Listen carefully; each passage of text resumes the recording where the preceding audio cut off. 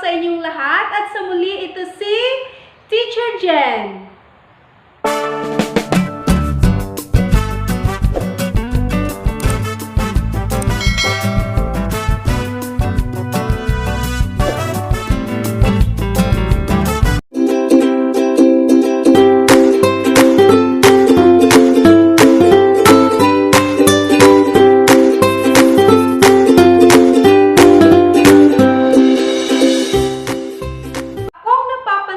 Sa likod ko, meron po akong tissue paper.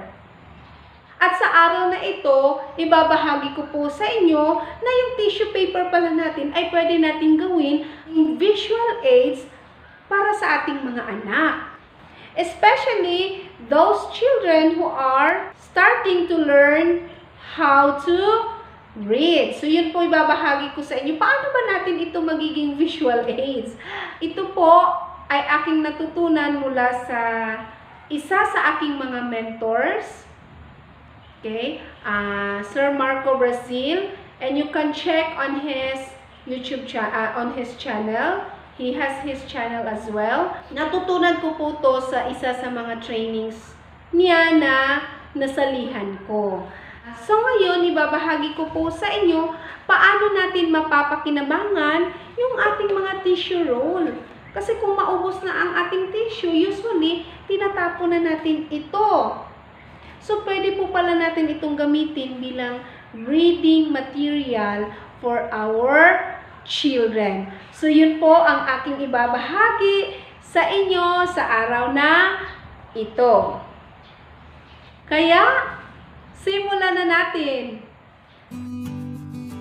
Ano ba ang ating mga kailangan sa paggawa ng reading material na ito?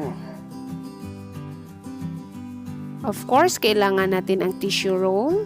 So, kung maubos po ang ating tissue paper, wag po natin basta na lang itapon ito. Kasi kadalasan, yun tinatapon na lang natin yung tissue roll. Here, we recycle and reuse the material. So, ganon, mas nakakatipid din po tayo. And of course, kailangan natin ng glue, gunting, and colored papers. On preparing this kind of reading material, you can use your desired colored paper. Kasi kung mas colorful, mas attractive din iyon sa mga bata. And according to Bros and Jackson 1981, colors that are well liked by the students will have an effect on muscle tension as well as motor control skills. With this, we integrate play as we teach the child how to read.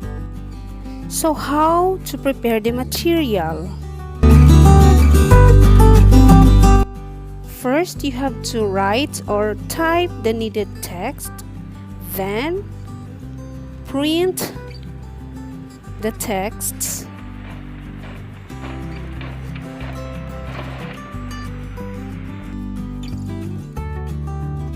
at ayan na, handa na yung ating mga gamit. Meron na tayong printed text, yung ating mga colored papers, ating tissue roll, glue at gunting.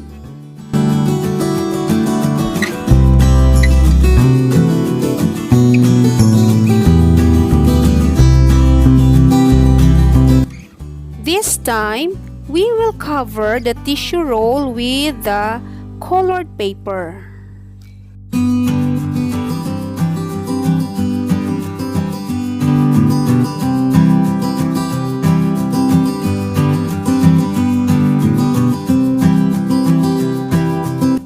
After covering the tissue roll with the colored paper, at ayan, tapos na tayo, ipapadikit na natin yung ating printed texts.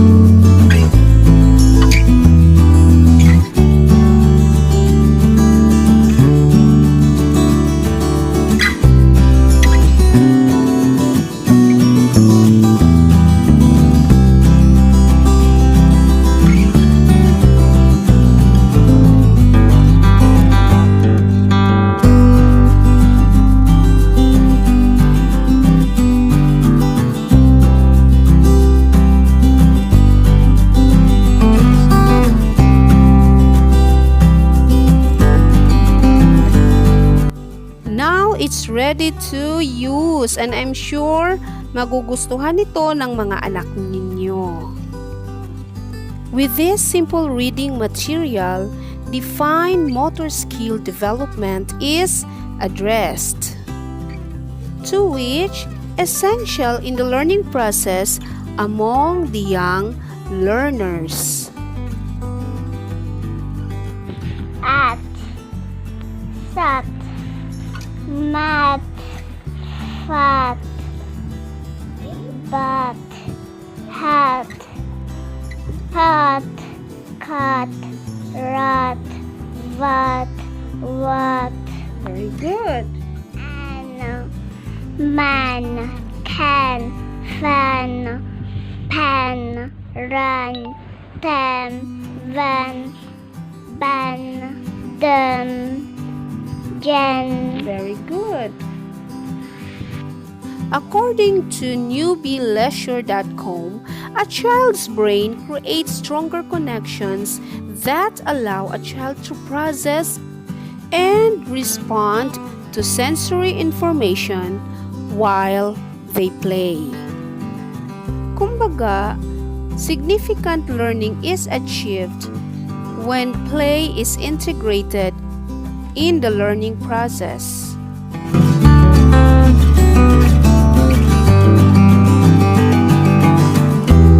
If you find this content helpful, don't forget to like and subscribe my channel. And of course, click all the notification bell so you will be updated on my videos.